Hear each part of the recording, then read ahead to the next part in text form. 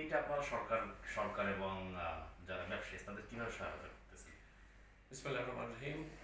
আমি প্রথমে হাজার বছরের শ্রেষ্ঠ বাঙালি জাতির জনক বঙ্গবন্ধু শেখ মুজিবুর রহমানের জন্ম শতবার্ষিকী উপলক্ষে আপনাদের সবাইকে শুভেচ্ছা জানাচ্ছি। আপনি যে প্রশ্নটা করেছেন সেটা হলো করোনা মহামারীর এই সময়ে বাংলাদেশে $300 কোটি মূল্য মানের পোশাকের ক্রয়াদেশ বাতিল হয়েছিল এবং এখন এটার মধ্যে প্রায় 40 লক্ষ শ্রমিক আপনারা জানেন জড়িত আছে। এর মধ্যে প্রায় অনেক হাজার হাজার শ্রমিকের কাজ চলে গিয়েছিল। মাননীয় প্রধানমন্ত্রী জননেত্রী শেখ হাসিনার নেতৃত্বে আমরা এখন আবার ঘুরে দাঁড়াচ্ছি এবং আমাদের সক্ষমতা আবার বৃদ্ধি করছি। মহামারীর সময় রপ্তানি পণ্য, পোশাক খাত ও প্রবাসীদের পাঠানো রেমিটেন্সে আমরা অর্থনৈতিকভাবে অনেক সমৃদ্ধ হয়েছি, ঘুরে দাঁড়িয়েছি। আমাদের রপ্তানি আয়ের 84% আপনারা জানেন যে গার্মেন্ট শিল্প থেকে আমাদের আসে। এটা কিন্তু টোটাল $30 বিলিয়ন হলো আমাদের এখনকার অর্জন। করোনা ভাইরাসে গার্মেন্টসের খাতের সংকট মোকাবেলার জন্য মাননীয় প্রধানমন্ত্রী জননেত্রী শেখ হাসিনা 10,000 কোটি টাকার উপরে প্রণোদনা অর্থাৎ লোন দিয়েছেন 2% ইন্টারেস্ট রেটে, যেটা আমরা শোধ করে যাচ্ছি। করোনা পরিস্থিতিতে ক্ষতিগ্রস্ত অর্থনীতিকে চাঙ্গা করার জন্য 19টি প্যাকেজ তিনি দিয়েছেন এবং 1,03,000 কোটি টাকা সেখানে কিন্তু ঘোষণা দিয়েছেন। করোনা ভাইরাসের সময় শত শত কারখানা বন্ধ হয়েছিল, পর্যায়ক্রমে সেগুলোকে খুলে দেওয়া হচ্ছে। বন্ধের সময় যে জিনিসটা মাননীয় প্রধানমন্ত্রী নির্দেশ দিয়েছিলেন সেটা হচ্ছে 60% তাদেরকে আমরা অনলাইনে অথবা বিকাশে আমরা যেন তাদেরকে পাঠাই, সেটুকু আমরা পাঠিয়েছি, আমরা সেখানে করেছি এবং সেখানের জন্য তিনি প্রণোদনা টেম্পোরারি দিয়েছেন 2% ইন্টারেস্ট রেটে। করোনা ভাইরাসের এই শত শত শ্রমিকরা কিন্তু হাজার হাজার শ্রমিকরা কিন্তু এখন ফিরে কাজে আসছে। করোনার সংকটের মধ্যেও বাংলাদেশের অর্থনীতি তুলনামূলকভাবে আমরা নিরাপদ রয়েছি। দি ইকোনমিস্ট 66টি উদীয়মান অর্থনীতির তালিকায় আমাদের অর্থনীতি 9ম স্থান অধিকার করেছে। করোনাকালীন সময়ে রেকর্ড পরিমাণ বৈদেশিক মুদ্রা আমাদের দেশে এসেছে এবং সেটা প্রায় এখন আমাদের রিজার্ভ হয়েছে প্রায় $41 বিলিয়ন। এটা কিন্তু একটা আশ্চর্যের ব্যাপার এবং পৃথিবীও কিন্তু আশ্চর্য হচ্ছে যে এর মধ্যে আমাদের এই যে প্রবাসী রেমিটেন্সটা কীভাবে বেড়ে চলেছে।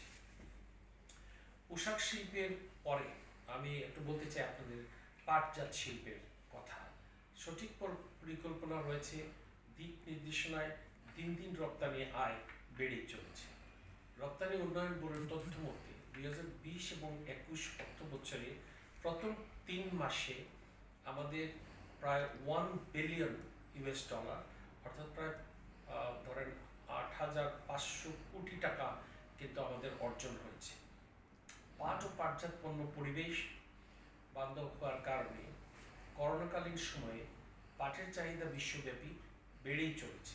2019 এবং 20 অর্থ বছরে পাট ও পাটজাত রপ্তানি করে আমরা $88,23,00,000 আয় করেছি।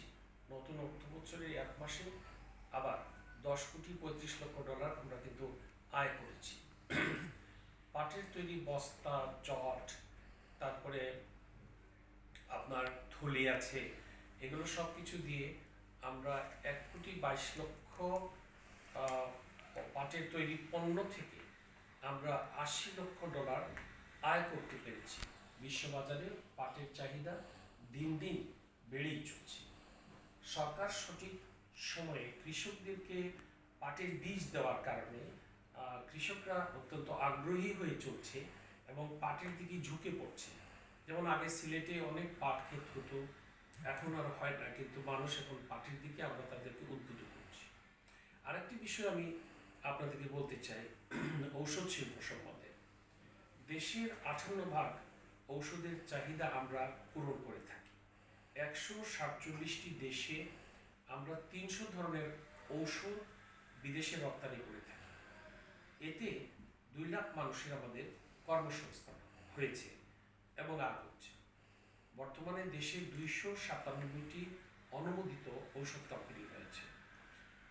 উৎপাদনে রয়েছে 150টি প্রতিষ্ঠান। 46টি প্রতিষ্ঠান বিশ্ববাজারে ঔষধ রপ্তানি করে এবং আমাদের 25,000 কোটি টাকার মতো ঔষধ আমরা বিদেশে রপ্তানি করে থাকি। 2019 এবং 20 অর্থ বছরে 13,57,00,000 মার্কিন ডলার ঔষধ রপ্তানি থেকে, অর্থাৎ $1.4 বিলিয়ন আমরা সেখান থেকে আয় করতে পেরেছি। মেঘনা নদীর পার ঘেঁষে আমাদের এখানে 200 একর জমির উপরে 332 কোটি টাকা ব্যয়ে এখানে কিন্তু একটা ভিলেজ, একটা পার্ক করা হচ্ছে ঔষধ কোম্পানিদের জন্য। সেখানে অনেক ধরনের ফ্যাসিলিটি তাদের থাকবে। করোনাকালীন সময়ে সরকারি দ্রুত পদক্ষেপের ফলে আমাদের অর্থনীতি অনেক গতি বেড়েছে এবং বেড়ে চলেছে। বিশেষ করে কৃষকদের বীজ ও সার বিনামূল্যে পৌঁছানো, কৃষি যন্ত্রপাতি ক্রয়ের জন্য 200 কোটি টাকার উপরে বরাদ্দ, কৃষকদের বেশি করে খাদ্য শস্য উদ্বুদ্ধ করার ফলে দেশে খাদ্য সংকট এখন আর নাই বললেই চলে, আমরা আসলেই নাই। করোনা মোকাবেলায় দ্রুত পদক্ষেপের জন্য আন্তর্জাতিক অঙ্গনে আমাদের নেত্রী জননেত্রী শেখ হাসিনা প্রশংসিত হয়েছেন। যুক্তরাষ্ট্রের রিফর্মার্স ম্যাগাজিন ও ইকোনমিক ওয়ার্ল্ডের ফোরাম সহ আন্তর্জাতিক মিডিয়ায় আমাদের নেত্রী শেখ হাসিনা ভূয়সী প্রশংসার শুধু দাবিদার নয়, প্রশংসিত হয়েছে। IMF এর প্রতিবেদনে জিডিপিতে ভারতকে আমরা পিছনে ফেলে দিয়েছি। বিশ্ব ক্ষুধা সূচকে ভারতকে পিছনে আমরা ইতিমধ্যে ফেলে দিয়েছি। অর্থাৎ আমাদের অনেক জিনিস আমরা ইতিমধ্যে যে অর্জন করতে পেরেছি সেগুলো এই প্যান্ডামিকের মধ্যে, এই করোনার মধ্যে, কিন্তু এটা বিশ্বকে একটা তাক লাগানোর বিষয়। পদ্মা সেতু সম্বন্ধে আমি একটু বলতে চাই। পদ্মা সেতু আর স্বপ্ন নয়, আজ বাস্তবে রূপান্তরিত হয়েছে মাননীয় প্রধানমন্ত্রী জননেত্রী শেখ হাসিনার সাহসী পদক্ষেপের জন্য। আপনারা জানেন যে ওয়ার্ল্ড ব্যাংক একসময় টাকা না দিয়ে তারা দাবি করেছিল যে আমরা টাকা চুরি করে ফেলেছি, কিন্তু পরে দেখা যায় যে তারা আমাদেরকে কোনো বরাদ্দই দেয় নাই এবং মাননীয় প্রধানমন্ত্রী যথাযথভাবে ওনার সরকার নিয়ে সিদ্ধান্ত নিয়েছিল যে পদ্মা সেতুটা আমরাই করব এবং আমরা তা করে ফেলেছি। ইতিমধ্যে আপনারা জানেন যে আমাদের 38টি স্প্যান বসানো হয়েছে, আর মাত্র 3টি স্প্যান রয়েছে। তাতে গিয়ে 41টি স্প্যান হয়ে গেলে আমাদের 2021 সালের জুন মাসের দিকে এটা আমরা একটা শেষ হওয়ার কথা রয়েছে। এই সেতু নির্মাণ করলে আমাদের বাংলাদেশের দক্ষিণাঞ্চলের মানুষ অনেক জেলাগুলো উপকৃত হবে এবং আমাদের টোটাল যে অবকাঠামো যেটা আছে সারা বাংলাদেশে সেটার একটা মাইল ফলক হবে এবং বিশ্বব্যাপী এই পদ্মা সেতু একটা অত্যন্ত করার মতো সেতু না পদ্মার মধ্যে। সেখানে বাংলাদেশের মানুষ, সরকার, মাননীয় প্রধানমন্ত্রী পদ্মা সেতু করে দিচ্ছেন, এটা কিন্তু সারা বিশ্বকে আরেকবার তাক লাগিয়ে দিবেন আমাদের নেত্রী জননেত্রী শেখ হাসিনা এবং বাংলাদেশের সার্বিক উন্নয়নে আমাদের যে প্রভাব পড়বে সেটা কিন্তু আমাদের আসলেই যেটা হবে আর কি, যে আমিও খুব বেশি ভাগ্যবান যে আমি আমাদের নেত্রীর সাথে 3 বার সংসদ সদস্য নির্বাচিত হয়ে মহান জাতীয় সংসদে আমি অনেক কাজ করে যাচ্ছি। আমি আবার যুদ্ধাপরাধী সিদ্ধান্ত প্রস্তাবকারীও। আমি যে বিষয়ে একটু আলোকপাত করতে চাই, আপনারা জানেন যে আমাদের ইতিমধ্যে 95% আমাদের এই জাতির মানুষ কিন্তু বিদ্যুতের আওতায় এসছে এবং আমাদের 24,000 মেগাওয়াট বিদ্যুৎ ইতিমধ্যে আমরা উৎপাদন করি। বৈদেশিক রিজার্ভের ব্যাপারে আপনারা জানেন যে আমরা যখন সরকার গঠন করি 2009 সালে, আমাদের তখন $6 বিলিয়ন রিজার্ভ ছিল, আর এখন হয়েছে $41 বিলিয়ন, অর্থাৎ আমরা প্রায় 7 গুণ আমরা আমাদের বৈদেশিক রিজার্ভ পেয়েছি। দারিদ্র্যের হার 50% থেকে 22% এখন চলে এসছে। মাথাপিছু আয় আমাদের ছিল $600, সেটা হয়েছে $2,064, সেখানে আমরা প্রায় 4 গুণ আমরা বেড়েছি। আমাদের গড় আয় ছিল 57-60 এরকম, এখন আমরা চলে আসছি 72 বৎসরে। ইতিমধ্যে পদ্মা সেতুর যে কাজগুলো শেষ হচ্ছে, সেটা কিন্তু বিশ্বব্যাপী, এটা খুবই আগেই বলেছি, প্রশংসিত হচ্ছে এবং আশ্চর্যের ব্যাপার যে পিলারগুলো যে সেটিং হচ্ছে। 99% জনগণ বাংলাদেশে আমাদের স্যানিটেশনের আওতায় আসছে। ভারতে কিন্তু 50% এখনো স্যানিটেশনের আওতায় আসতে পারেনি। 99% এই স্যানিটেশনের আওতায় আসার কারণে আমাদের শিশু মৃত্যুর হার কমেছে, আমাদের মানুষের স্বাস্থ্য সম্মত হয়েছে, এবং এই করোনা প্যান্ডামিকের সময় আমাদের বডির যে ইমিউন সিস্টেম, এই ইমিউন সিস্টেম কিন্তু এই হেলথ অ্যান্ড হাইজিনের কারণে মাননীয় প্রধানমন্ত্রী জননেত্রী শেখ হাসিনার এই আগাম পদক্ষেপের কারণে কিন্তু এগুলো হয়েছে। আপনারা জানেন যে এই মুহূর্তে ইন্টারনেট ব্যবহার করে প্রায় 8 কোটি মানুষ। আমরা পৃথিবীর 57তম দেশ হয়েছি। স্যাটেলাইট, বঙ্গবন্ধু স্যাটেলাইট আমরা আকাশে উৎক্ষেপণ করার কারণে আমরা এটা হয়েছি 57তম। আর আপনারা জানেন যে আমাদের যে নেভিকে সমৃদ্ধ করার জন্যে আমাদের যে সাবমেরিন আনা হয়েছে, সেটাতে আমরা সাবমেরিন ক্লাব 40 নম্বরে আমরা আছি। আমাদের 200 নটিক্যাল মাইল, যেটা আমাদের সাগর থেকে জয় করা হয়েছে, সেখানে আমি মনে প্রাণে বিশ্বাস করি আমাদের অনেক খনিজ সম্পদ আছে, এবং এই খনিজ সম্পদ এবং বাংলাদেশের যে ভবিষ্যৎ, এবং এটাও আমি আপনাদেরকে বলতে চাই, সেটা হলো যে সারা বাংলাদেশের যে আমাদের যে এই যে পলিমাটি দিয়ে ভরাট হচ্ছে বঙ্গোপসাগরে, সেখানে কিন্তু পর্যায়ক্রমে আরেকটি বাংলাদেশ রূপান্তরিত হচ্ছে। ওই যে চাঁদপুর এরিয়া আছে, বিভিন্ন জায়গায় আছে, এবং আমি এটাও মনে করি যে যেহেতু এটা ট্রেড অ্যান্ড কমার্সের বিষয় আছে, আমি একটা পয়েন্ট উল্লেখ করতে চাই। সারা বিশ্বের বিভিন্ন দেশে এই মুহূর্তে ওই যে স্যান্ড যেটা আছে, বালুমাটি নিয়ে সাগরকে ভরাট করে তাদের দেশকে বাড়াচ্ছে। সেই ক্ষেত্রে আমি বলবো যে আমাদের ফারাক্কা বাঁধের কারণে বা বিভিন্ন বাঁধের কারণে সারা বাংলাদেশ যেভাবে এখন পুরোপুরি সিল্টেড হয়ে যাচ্ছে, ভরাট হয়ে যাচ্ছে, বর্ষার দিনে আমাদের জাহাজ চলে না। সেই ক্ষেত্রে আমি কালকেও একজন মন্ত্রী মহোদয়ের সাথে আলাপ করেছি, পানি উন্নয়ন মন্ত্রীর সাথে, যে আপনারা দেখেন যে কোনো উপায়ে আমরা বালু এক্সপোর্ট করতে পারি কি না। সেটা হলো যে বালিটা আমাদের এখানে আসে সেটা আমাদের নিজস্ব নয়, অন্য দেশ থেকে এটা আগত, এবং এটা আমরা বিক্রি করলে বাংলাদেশের কোনো ক্ষতি হবে না, বরঞ্চ আমাদের রিভারগুলো ড্রেজিংও হয়ে যাবে। আবার বালি সম্ভবত এমন একটা ইনকামের পথ হতে পারে যেটা দিয়ে আমাদের সারা দেশই চলে যাবে বালি ইনকাম থেকে। আমরা ভারতের কাছ থেকে যে সাথে যে ছিটমহলের যে চুক্তিটা হয়েছে, সেটাও কিন্তু সাংঘাতিক ভালো একটা জিনিস। আর করোনা সম্বন্ধে বলতে চাই যে বাংলাদেশের 4,34,000 মানুষ করোনায় আক্রান্ত রয়েছেন, এবং 6,215 জন ইতিমধ্যে মৃত্যুবরণ করেছেন। করোনায় যারা মৃত্যুবরণ করেছেন সারা বিশ্বব্যাপী, আমি তাদের সকলের রুহের মাগফিরাত কামনা করি।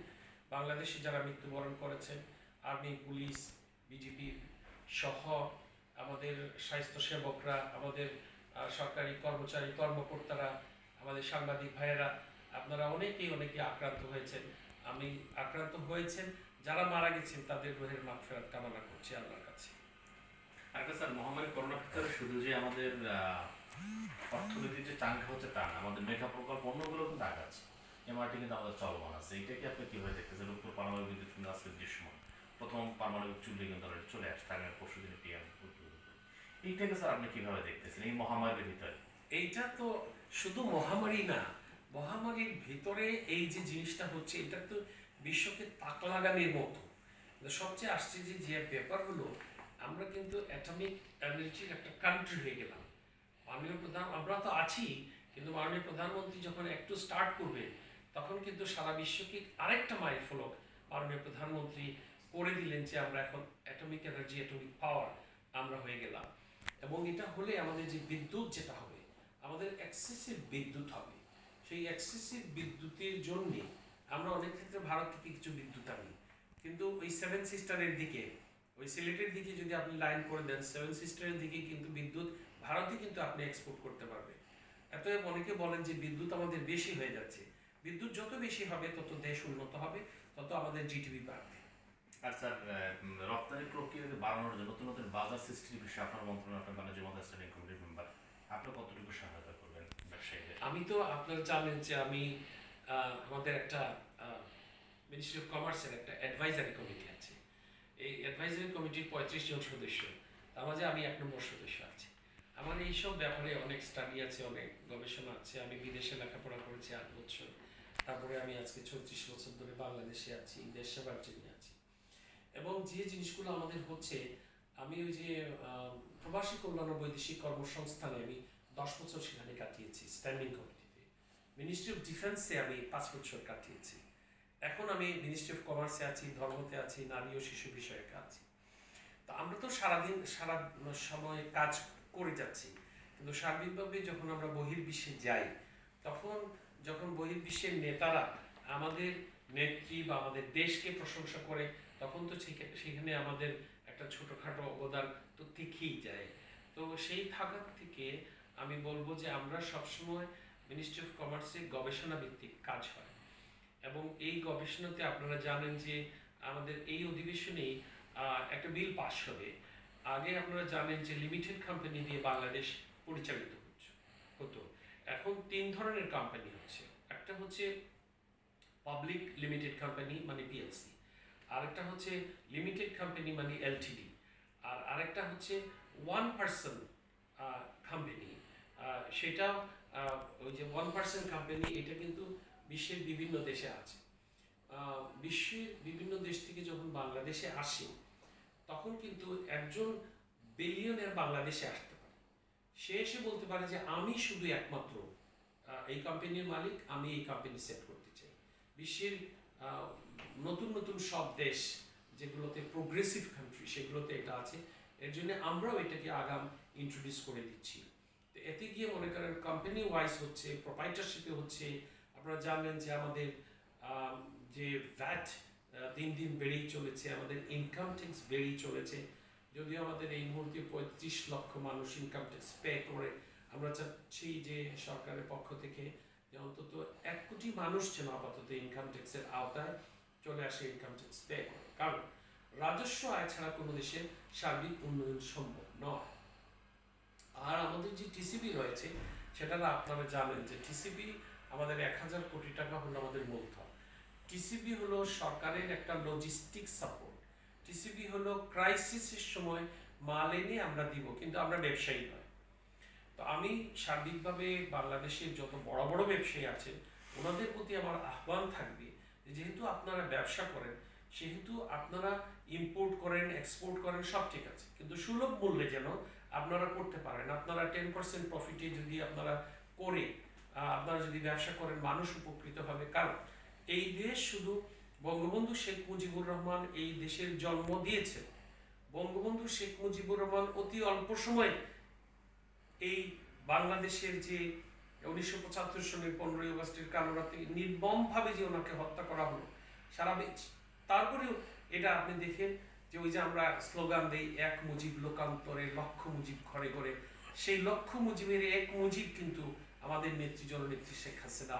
এবং ওনার নেতৃত্বে আমরা এই দেশ যেভাবে উন্নত হচ্ছে, দেশকে যেভাবে গড়া হচ্ছে, উনি সারাক্ষণ একটা পরিকল্পনার মাধ্যমে কাজ করেন। এবং উনি সারাক্ষণ আমাদের মাননীয় সংসদ সদস্য যারা আছেন তাদের উদ্দেশ্যে বলে থাকে যে তোমরা দেশ সেবার জন্য এসছো, এখানে টাকা রুজির জন্য আসো নাই। আমি এই কনসেপ্টে মাননীয় প্রধানমন্ত্রীর এই কথাটি বিশ্বাস করি, এবং আমি একজন সংসদ সদস্য হিসেবে সততা এবং নিষ্ঠার সাথে আমার নিজস্ব নির্বাচনী এলাকায় কাজ করতে চাই।